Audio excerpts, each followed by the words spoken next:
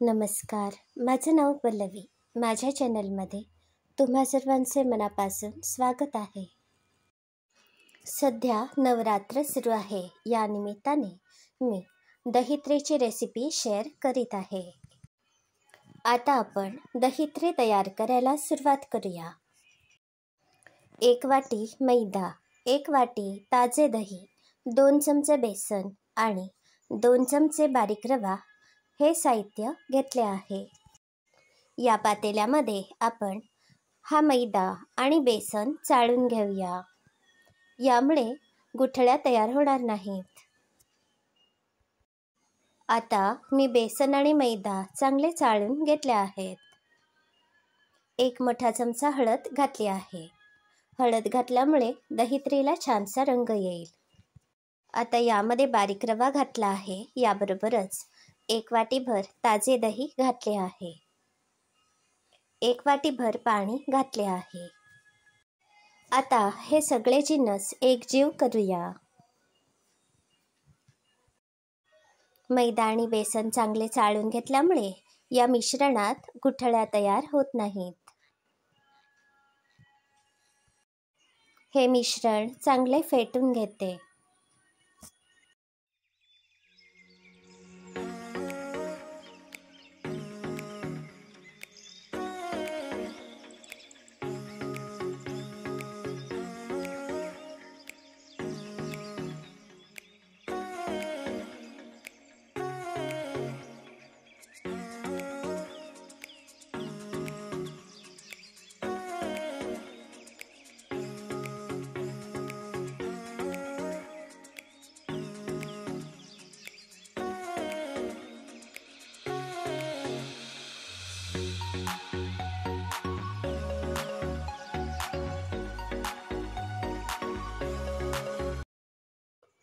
आता दहीत्रेचे मिश्रण तयार आहे.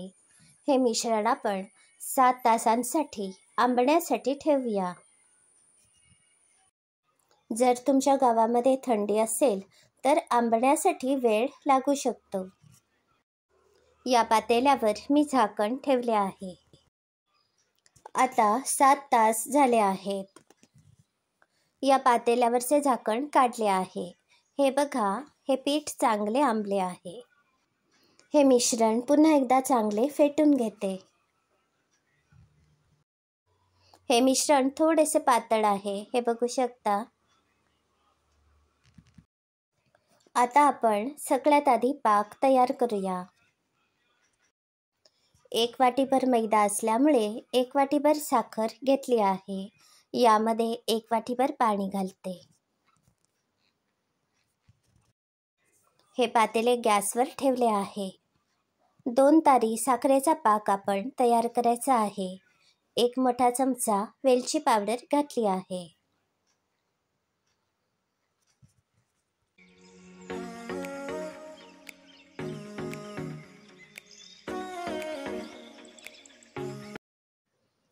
आता 2 तारी पाक तयार आहे. यामध्ये 1 लिंबाचा रस घातला आहे. आता आपण दहीत्रे तयार करूया. गॅसवर तेल तापायला ठेवले आहे. दहीत्रे तयार करताना शक्यतो याप्रमाणे कढई घ्या. ही कढई सपाट आहे. याप्रमाणे हे मिश्रण एकाच जागी सोडायचे आहे.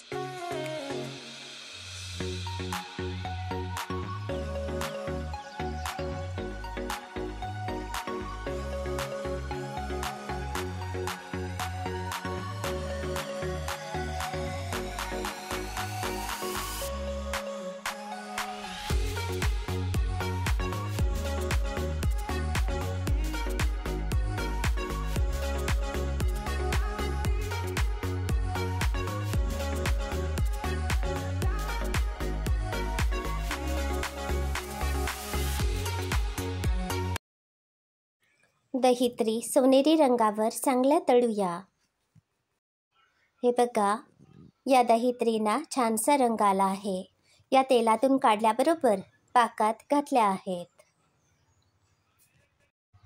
10 ते 12 सेकंदांनी लगेच या दहित्री बाजूला काढायच्या आहेत. पाक दाट असल्यामुळे हा पाक या दहित्रीना चिकटतो आणि दहित्रीना छानशी अशी चव येते. या दहित्री चवीला आंबट गोड अशा लागतात.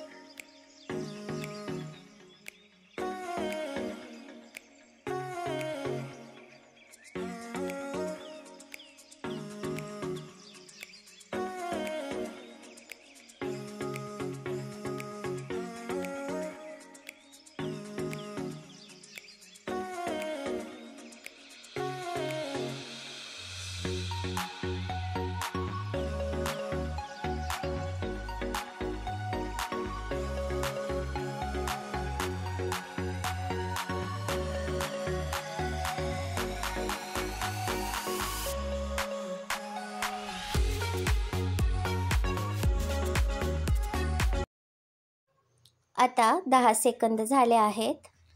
या दहित्रीना दोन्ही बाजूने पाक चांगला लागला आहे.